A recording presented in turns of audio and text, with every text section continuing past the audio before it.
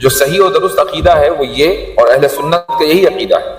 کہ اللہ تعالیٰ لا زمان و لا مکان ہے۔ جو اس عقیدوں کو نہیں مانتا وہ خود اہل سنت سے خارج ہے، بالکل واضح بات ہے۔ بسم اللہ والصلاۃ والسلام علی رسول اللہ۔ اصل میں ہم لوگوں کے پاس مختلف لوگ ویڈیوز بھیجتے رہتے ہیں کہ اس کے بارے میں کیا خیال ہے، یا اس کو آپ اسٹریم میں پیش کیجئے۔ کئی ساری ویڈیوز تھیں، یہ ویڈیوز بھی ان میں سے تھی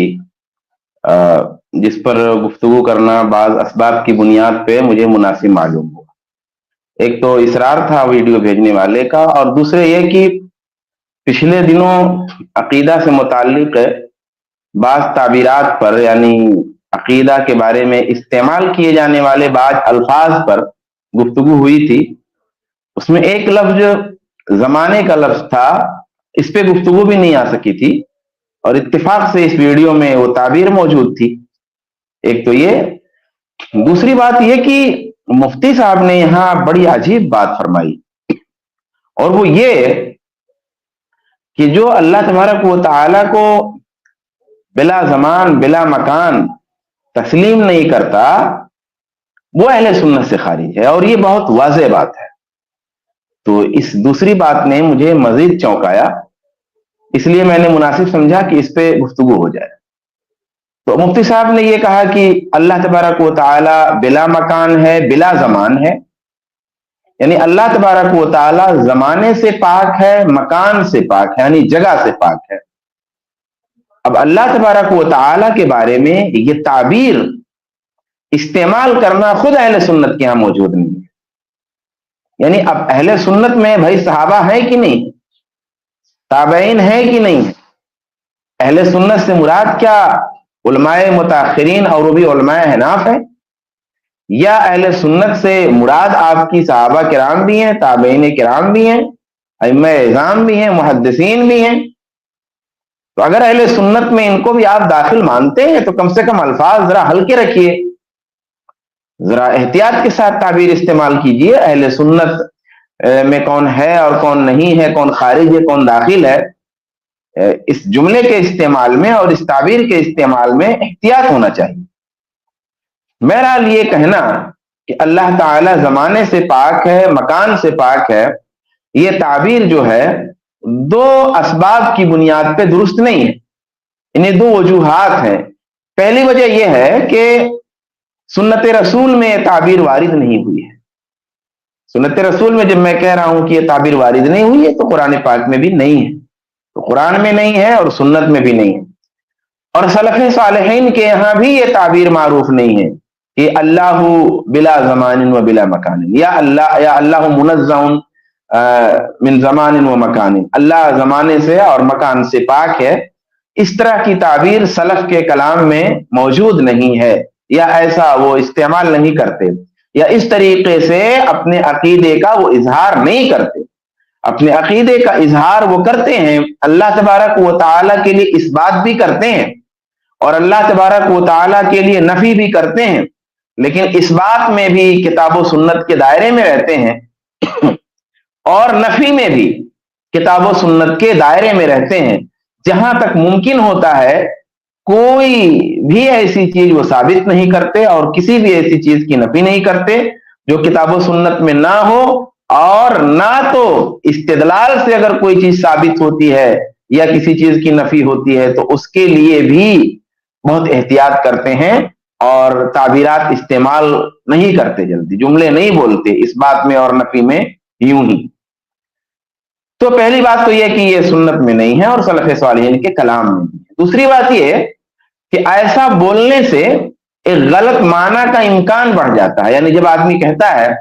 کہ اللہ تبارک و تعالی زمانے سے پاک ہے، اللہ تبارک و تعالی مکان سے پاک ہے،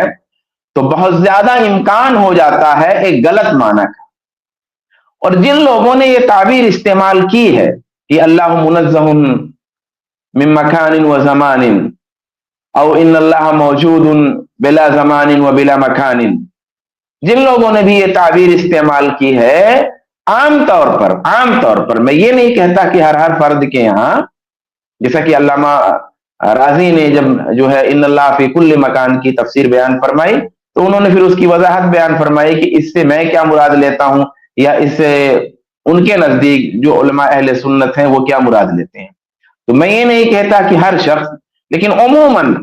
اکثر و بیشتر جو لوگ یہ تعبیر بولتے ہیں کہ اللہ زمانے سے اور مکان سے پاک ہے، ان کے یہاں عموماً مخلوق سے اللہ کی ذات کو بائن نہیں مانا جاتا، یا وہ اللہ کو بلند ماننے سے انکار کرتے ہیں، اور وہ لوگ استوا علی العرش کا بھی انکار کرتے ہیں. جب کہتے ہیں کہ اللہ زمانے سے پاک ہے اور اللہ مکان سے پاک ہے، تو ان کے اس کہنے کا عام طور پہ مطلب یہ ہوتا ہے کہ اللہ تبارک و تعالی عرش پر مستوی ہے، یہ عقیدہ ماننا درست نہیں ہے. یا اللہ تبارک و تعالی بلندی پر ہے، اوپر ہے، مخلوق سے بائن ہے، جدا ہے، یہ عقیدہ بھی وہ غلط کہتے ہیں، اس کا انکار کرتے ہیں، کیونکہ بلا زمان اور بلا مکان جو وہ عقیدہ اپنا ظاہر کرتے ہیں اس سے وہ ٹکرا جاتا ہے اگر تسلیم کرتے ہیں. اب یہاں پہ حکم کا مسئلہ آتا ہے. چونکہ ہمارا مسئلہ کسی پر حکم لگانے میں احتیاط کا ہے، اس لیے بھلے ہی اس عبارت کا معنی اکثر و بیشتر باطل ہوا کرتا ہے، تاہم ایسا کہنے والے سے ہم اس کی مراد پوچھیں گے، جانیں گے، اس کا علم حاصل کریں گے اگر ہم اس پر حکم لگانے جا رہے ہیں. اور ساتھ ہی ساتھ یہ تنبیہ بھی کریں گے کہ ایسا کہنا اور ایسی تعبیر استعمال کرنا جائز اور درست نہیں ہے. اب کیا جانیں گے، کیا مراد اس کی سمجھیں گے جو کہتا ہے کہ اللہ زمانے سے اور مکان سے پاک ہے؟ تو ہم جانیں گے کہ اگر وہ کہتا ہے، اگر وہ مکان سے پاک قرار دینے کا معنی یہ لیتا ہے، تو کہتا ہے کہ اللہ مکان سے پاک ہے، اور اس کا معنی وہ یہ لیتا ہے کہ مخلوقات میں سے کوئی بھی چیز اللہ کا احاطہ نہیں کر سکتی، مخلوقات میں سے کوئی بھی چیز اللہ کو گھیر نہیں سکتی، کوئی بھی، کیوں وسع کرسی السماوات والارض، اللہ تبارک و تعالی کی کرسی کا یہ عالم ہے،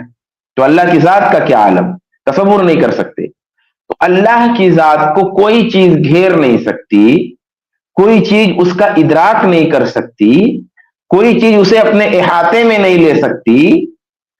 اگر مکان کی نفی سے یہ مراد لیتا ہے، کوئی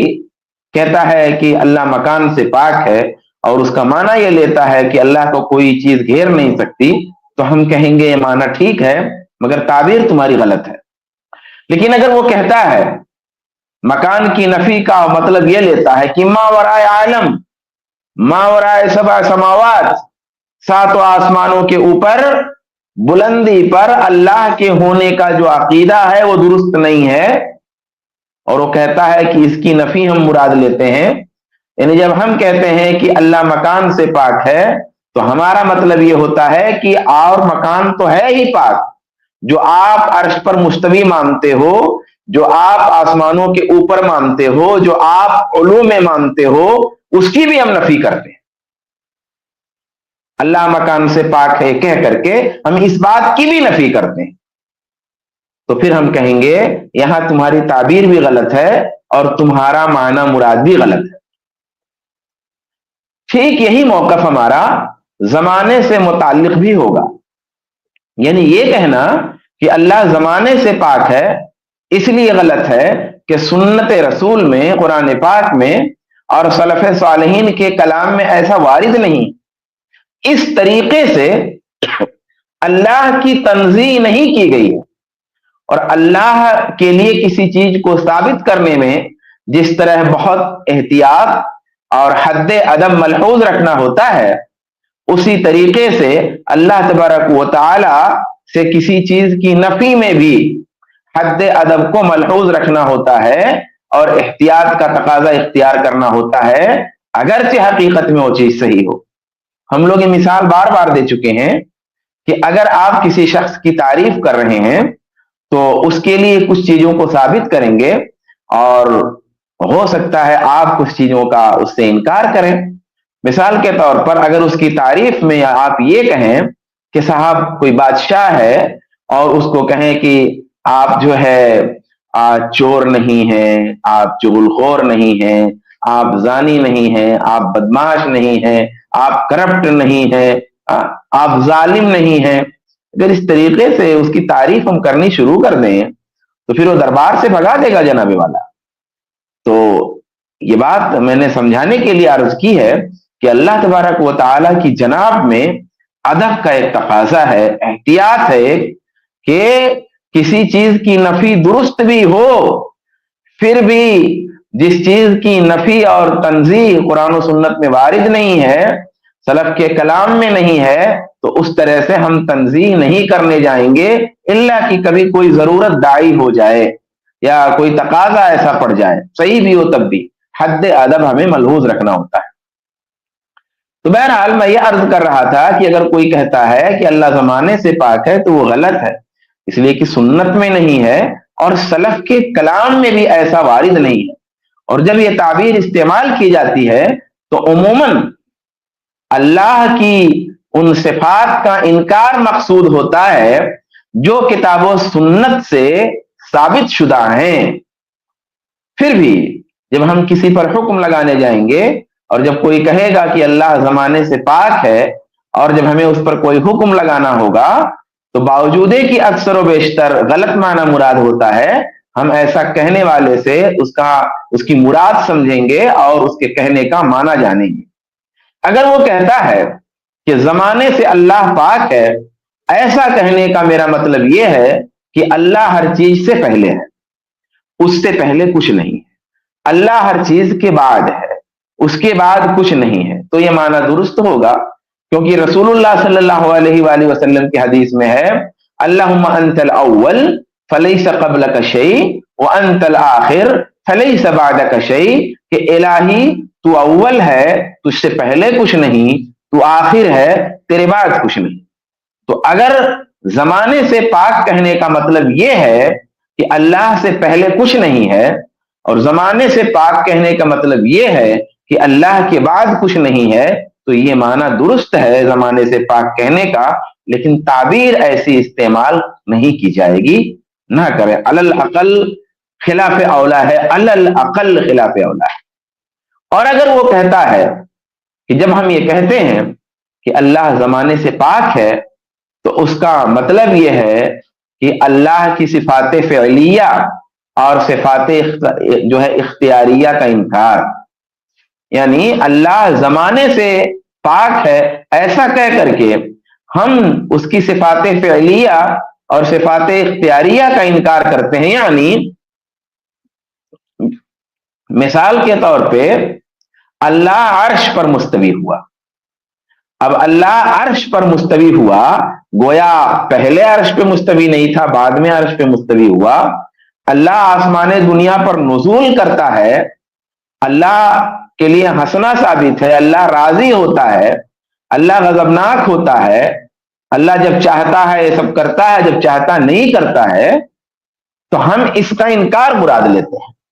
क्योंकि हमारे अकीदे के मुताबिक इन चीजों को मानना अल्लाह की जात में नक्स है और आयब है। इसलिए जब हम कहते हैं कि अल्लाह जमाने से पाक है तो हम इस्तिवा अलल अर्श का भी इनकार करते हैं, आसमाने दुनिया पर नुज़ूल का भी इनकार करते हैं, हंसने की सिफत का भी इनकार करते हैं, राजी होने की सिफत का भी इनकार करते हैं, गजबनाक होने की सिफत का इनकार करते हैं। तब हम कहेंगे कि ये माना दुरुस्त नहीं है और ये क्या नाम है, ताबीर भी दुरुस्त नहीं है। जरा सा मैं समझा देता हूं इस बात को। मसलन ये यानी इनकार ये करते क्यों है? मसलन अल्लाह का आसमान दुनिया पर नुज़ूल है या गजब में आना है, इसे ये हजरात अपनी अक्ल से समझने की कोशिश करते हैं और इनके समझने के मुताबिक माना तो ये हो गया कि अल्लाह कभी नुज़ूल करता है और कभी नहीं करता है, कभी गजबनाक होता है कभी नहीं होता है। यानी जमाने का और टाइम का तस्वुर किए बगैर इसको समझा ही नहीं जा सकता, ये ऐसा माना लेते हैं। दूसरी तरफ उनका वसूल ये है कि अल्लाह जमाने से पाक है। अब जब ये कहते हैं अल्लाह जमाने से पाक है और इनके हिसाब से गजब में आना ना आना, नुज़ूल करना नुज़ूल ना करना, हंसना ना हंसना, राजी होना राजी ना होना, ये तो जमाने को लाजिम करता है और अकीदा इनका यह है कि अल्लाह जमाने से पाक है।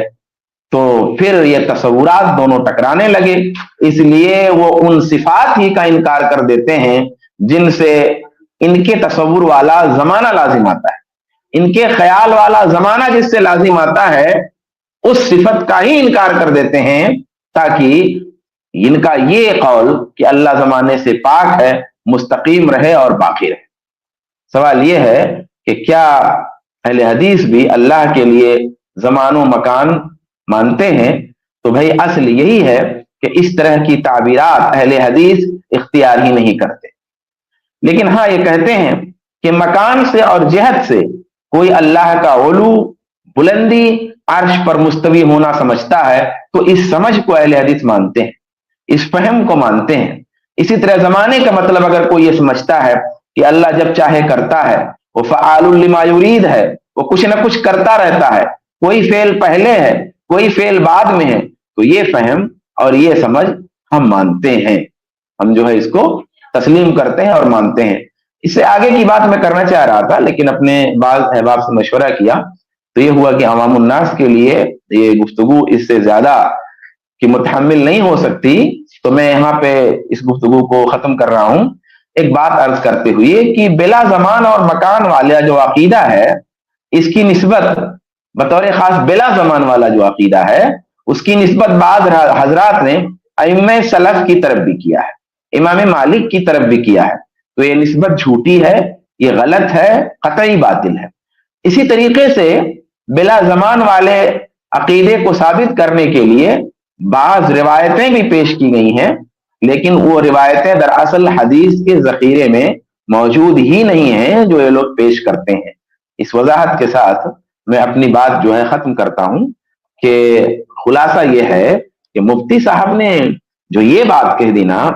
کہ بلا زمان اور بلا مکان جو اللہ تبارک و تعالیٰ کے بارے میں یہ عقیدہ نہیں رکھتا وہ اہل سنت سے خارج ہے۔ مفتی صاحب سنجیدگی سے سوچئے کہ یہ بلا زمان والا عقیدہ کس صحابی کا تھا، یہ بلا مکان والا عقیدہ کس صحابی کا تھا، کس محدث کا تھا، کس امام کا تھا؟ آپ ثابت کریں اس کو کہ ان لوگوں میں سے کس کا یہ عقیدہ تھا۔ اگر عقیدہ نہیں تھا ان لوگوں کا ایسا تو آپ ایسا عقیدہ رکھنے والوں کو اتنی سخت تعبیر کہ اہل سنت کے دائرے سے خارج ہیں اگر ایسا نہیں مانتے، یہ بہت بڑی زیادتی ہے۔ آپ اشر نو اس کو دیکھیں، اور عقیدے کا مسئلہ اتنا حساس ہے نا کہ دیکھیے ہم نے آگے کی گفتگو نہیں کی کہ کوئی لفظ ایسا نہ نکل جائے جس سے لوگ کچھ غلط سمجھ لیں یا جس کا معنی ہم سمجھانا چاہ رہے ہیں صحیح اور لوگ غلط سمجھ لیں۔ میں نے گفتگو بند کر دی، آگے کی تیاری میری تھی لیکن میں نے وہ گفتگو بند کر دی۔ بہت حساس معاملہ مفتی صاحب، اس لیے اس طرح کے معاملات میں اور عقائد کے مسائل میں تعبیرات غلط استعمال کرنا، اپنی طرف سے تعبیرات کا اختیار کرنا اور پھر ایسی تعبیرات تسلیم کرنے والوں کے لیے جو ہے انکار کرنے والوں کے لیے اہل سنت سے خارج ہونا کہنا یہ غلط ہے۔ اللہ تبارک و تعالی آپ کو، مجھ کو، سب کو ہدایت پر گامزن رکھے، آمین۔ والسلام علیکم ورحمۃ اللہ وبرکاتہ۔ وعلیکم السلام ورحمۃ اللہ وبرکاتہ۔ شیخ کفایت اور شیخ سرفراز کے آپ لوگ کچھ اضافہ کرنا چاہتے ہیں کہ آپ چاہتے ہیں کہ چھوٹی سی ویڈیو ہے، میں پلے کروں پھر سے؟ 11 سیکنڈ کی ویڈیو ہے۔ میرے خیال سے تو کافی تھا جتنا شعبان بھائی نے کہا تھا، سے آپ چاہیں تو کر سکتے ہیں۔ یہ موضوع ایسے جیسا کہ شعبان بھائی نے اصل میں کہا نا کہ یہ موضوع بہت حساس قسم کا موضوع ہے اور اس پر ایک عوامی حوالے سے بہت زیادہ گفتگو کرنے سے ہوتا یہ ہے نا اصل میں کہ زمان کا جو تصور ہمارے ذہن میں ہوتا ہے ہم چیزوں کو اسی تصور کے ساتھ سمجھتے ہیں۔ تو جو تسلسل والا معاملہ ہے کہ اللہ تعالیٰ کے ذات اور اللہ تعالیٰ کی صفات ہمیشہ سے ان کا کوئی آغاز نہیں ہے۔ اب ہم کو کیونکہ ایسی چیزوں کا تجربہ نہیں، ہم نے ہر چیز کو دنیا کے اندر زمان کے دائرے میں ہی دیکھا ہے کہ جس کا آغاز ہوتا ہے اور جس کا انجام ہوتا ہے۔ تو جب ہم کسی ایسی ذات کے بارے میں بات کر رہے ہوتے ہیں جس کا کوئی آغاز نہیں ہے تو پورے طور پہ ہمارے ذہن کو ایسی چیز کو سمجھنا دشوار ہو جاتا ہے کہ جس کا کوئی آغاز ہی نہیں ہے۔ تو اتنی سی بات تھی، اسی لیے میں نے شعبان بھائی کو بھی یہی بات کہی کہ یہ ذرا سا تسلسل والا موضوع بہت علمی قسم کا موضوع ہے اور بہت عوامی سطح پر اس کو چھیڑنے کے بجائے سادگی کے ساتھ جو سلف کے یہاں پر آپ کو سادگی ملتی ہے عقیدے کی وہی زیادہ بہتر ہوتی ہے، اور وہ سادگی یہی ہے کہ اللہ کی ذات ہمیشہ سے ہے تو اللہ تعالیٰ کے صفات بھی ہمیشہ سے ہیں، اور اللہ کے صفات ہمیشہ سے ہیں تو جو اللہ تعالیٰ کے افعال ہے وہ بھی ہمیشہ سے ہیں۔ تخلیق بھی اللہ تعالیٰ کا ایک عمل ہے اور اللہ تعالیٰ ہمیشہ سے تخلیق کرتا آ رہا ہے، ہمیشہ سے تخلیق کرتا رہے گا۔ اگر ہم یہ مان سکتے ہیں کہ اللہ تعالیٰ ہمیشہ تخلیق کرے گا اور اس سے اللہ تعالیٰ کی ذات میں کوئی عیب نہیں آ رہا، تو یہ ماننے میں بھی کوئی حرج کی بات نہیں ہونی چاہیے کہ اللہ تعالیٰ ہمیشہ سے تخلیق کر رہا ہے، اس میں بھی کوئی حرج نہیں ہونا چاہیے۔ باقی شیخ کفایت کچھ اضافہ کرنا چاہیں تو کافی ٹھیک ہے ہے کافی ہاں کافی اوکے بارک اللہ فیک چلیے تو ہم بالکل درست بات فرمائے شیخ شعبان بیدار حفظ اللہ نے. ہمارے یہ احباب دیکھے جب لا مکان لا زمان لا مکان کہتے ہیں تو ان کا مفہوم یہی ہوتا ہے, کیونکہ جب استواء علی العرش کی بات کرتے ہیں تو یہ وہاں پہ یہ کہتے ہیں یہ آیات جو ہے وہ متشابہات میں سے ہے, اس کا معنی نہیں معلوم. تو استواء کا جو ظاہری معنی ہے اس کا انکار کرتے ہیں. تو لا زمان و لا مکان کا کہنے کا مطلب ہی یہی ہوتا ہے, وہ جو اللہ کا عرش کے اوپر جو علو ہے وہ استواء ہے اس کی تعویل کرتے ہیں.